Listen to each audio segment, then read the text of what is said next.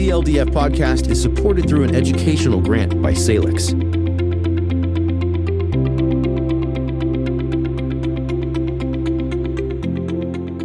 Hello, my name is Dr. Vinod Rustgi. I'm at Rutgers Robert Wood Johnson Medical School in New Brunswick, New Jersey. I'm the Director of Hepatology and Distinguished Professor at this facility. Our topic today, our lead topic, is going to be about compensated cirrhosis and surveillance for HCC. As we all know, HCC is commonly meant to be surveyed by using ultrasound every 6 months. Many of us, most of us, I would say, also do an alpha-fetoprotein, even though it's not part of the guidelines, because it's cheap and it's easy.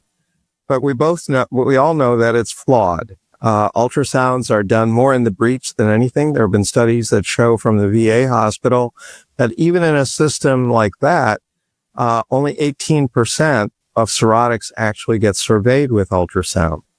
40% of patients with a proven HCC have an elevated alpha-fetoprotein. Obviously, the majority do not. So it's a problem, and what is being done is to try and develop more of the molecular techniques that are making advances in other areas of oncology, namely liquid biopsies. Liquid biopsies offer a minimally invasive real-time approach to HCC surveillance by analyzing tumor byproducts in blood, such as circulating tumor DNA, cells, and exosomes. These methods, especially methylation profiling of circulating tumor DNA, improve early detection, overcome the issues of tumor heterogeneity, and also allow monitoring of treatment response and recurrence, and overcome those limitations of traditional imaging and alpha-fetoprotein.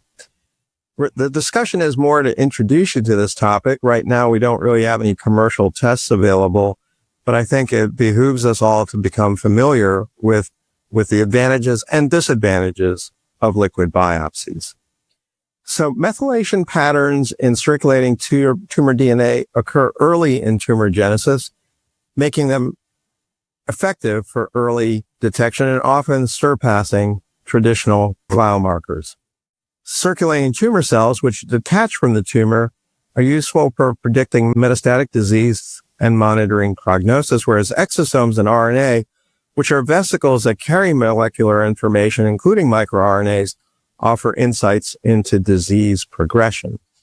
The advantages of these over standard surveillance include the fact that they are non-invasive, and they enable repeated longitudinal sampling because it's often blood, sometimes urine or feces, rather than relying on risky repeated tumor liver biopsies. It overcomes the heterogeneous genetic information from a whole tumor profile, unlike solid tissue biopsies, which only look at a single location. And it can also allow for earlier detection before it's visible on imaging.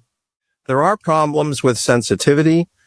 There's a lot of amplification of these small amounts of tumor material in early stage disease that's needed.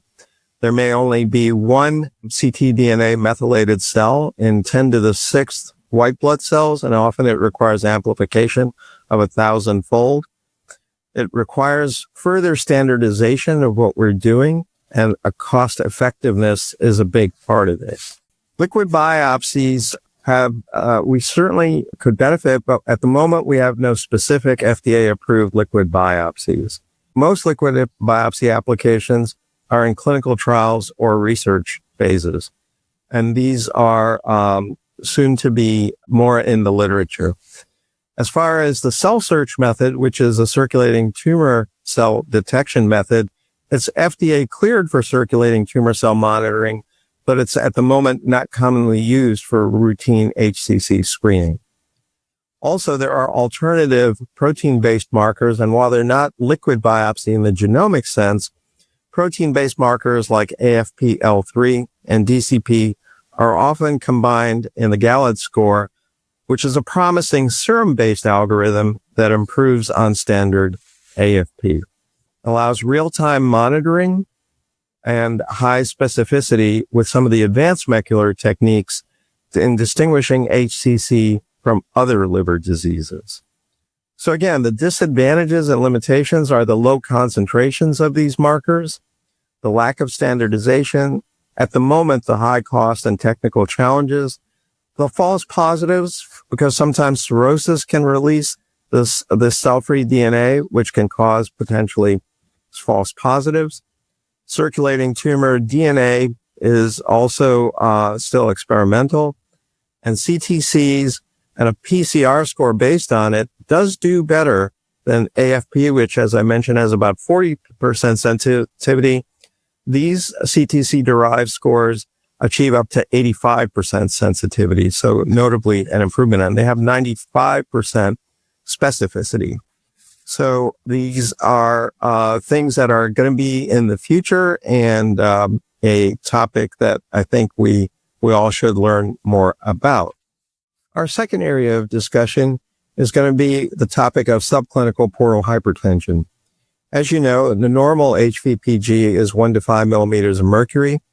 Subclinical portal hypertension is defined as an HVPG of 6 to 9 millimeters of mercury, indicating early asymptomatic sinusoidal pressure elevation. Using HVPGs, commonly acknowledged as a gold standard tool, to detect this stage allows for early prognostic assessment and risk stratification before the development of clinically significant portal hypertension defined as being over the 10 millimeters of mercury and before complications like ascites and variceal hemorrhage. This prognostic value is helpful in identifying patients who are at risk for developing clinically significant portal hypertension. The limitation, of course, is that HVPG as a methodology is an invasive and costly procedure requiring expertise. We also have non-invasive alternatives such as liver stiffness measurements or emerging radiomics using radiology to look at our HVPG. They're increasingly being used to detect early pressures.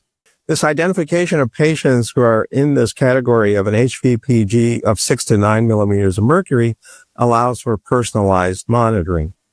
While immediate treatment is not indicated for these patients, it does recognize a situation that's concerning and allows for intervention with earlier lifestyle adjustment or stricter monitoring of liver disease progression compared to waiting for overt symptoms to develop. So where can we use this measurement of subclinical portal hypertension? As an example, you might want to take somebody who's post a sustained virologic response in hepatitis C. These patients who have cleared hepatitis C still carry the risk of developing cirrhosis complications if they have underlying advanced fibrosis. For example, a patient with former HCV cirrhosis who achieved SVR but may still have an elevated liver stiffness or maybe a FibroScan result of greater than 12 kPa. How does this information help us? Well, we can certainly monitor for persistent subclinical portal hypertension, allowing for tailored surveillance. Although patients may exit from variceal screening programs, if subclinical portal hypertension persists, ongoing surveillance is necessary because cofactors like obesity or diabetes can lead to progressive disease despite the cure of HCV. Clinically significant portal hypertension, as another example, is a major risk factor when it comes to postoperative liver failure and death in patients undergoing liver resection for cancer. For example, a patient with compensated cirrhosis and a small HCC could be considered for curative resection. Using liver stiffness to measure subclinical portal hypertension might clarify whether the patient would be better served by TACE, radiofrequency ablation, or liver transplantation rather than surgical resection, as a high pressure doubles the risk of postoperative mortality. It's also helpful in situations where we encounter non-cirrhotic portal hypertension. These patients have high portal pressures, but with preserved liver function and no liver cirrhosis. A clinical example would be a patient with splenomegaly, thrombocytopenia, and previous esophageal variceal bleeding, but with normal liver enzymes and normal albumin levels. Recognizing the elevated pressure without parenchymal failure allows for the same management for portal hypertension complications, such as banding for varices or TIPS, but it does not require a transplant for liver dysfunction. A third example would be our high-risk MASLD patients.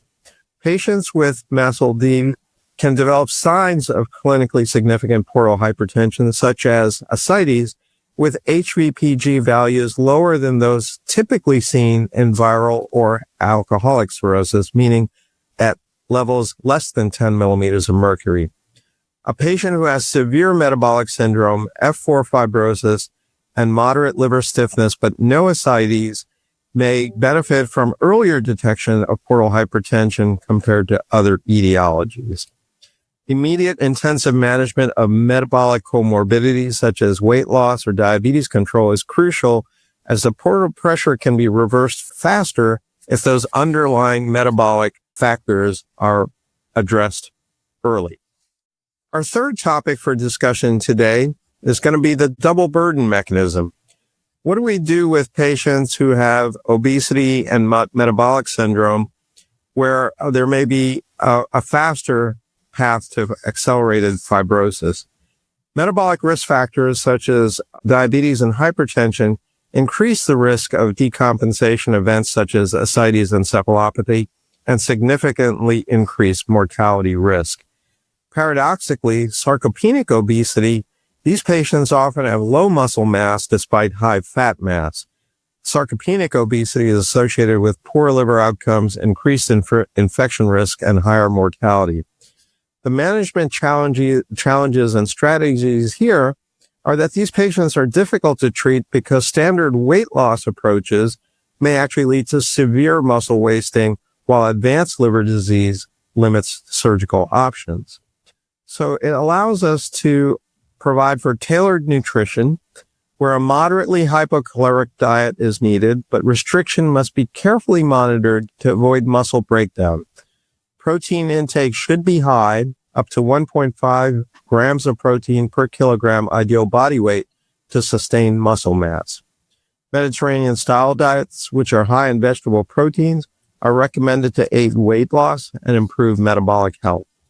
Physical activity is important, as we all know, aiming for 150 minutes per week of moderate intensity exercise. Pharmacologic benefits, including the weight loss agents that we're all familiar with at this point, are still being researched extensively when it comes to advanced cirrhosis, but preliminary information suggests that the use of these agents does improve liver-related outcomes. Diabetes management and avoiding hepatotoxicity is recommended. Also, there's still a role for bariatric surgery in patients who have compensated cirrhosis, because they can be safely performed in that context and may significantly reduce the risk of long-term liver outcomes. Endoscopic bariatric surgery, such as intragastric balloon, are also promising and less invasive. And of course, obesity is a significant risk factor for post-transplant complications. Weight loss, which can be achieved beforehand, can improve candidacy. These are all to point out that, especially when a patient is doubly challenged, it is a multi-specialty approach to their management, involving a hepatologist, a nutritionist, an endocrinologist, and an exercise therapist. These patients should be screened for HCC. We've talked about the methodologies that are evolving with liquid biopsies. We want to avoid rapid weight loss diets. And there's a role for recognition of subclinical portal hypertension, where we can also intervene.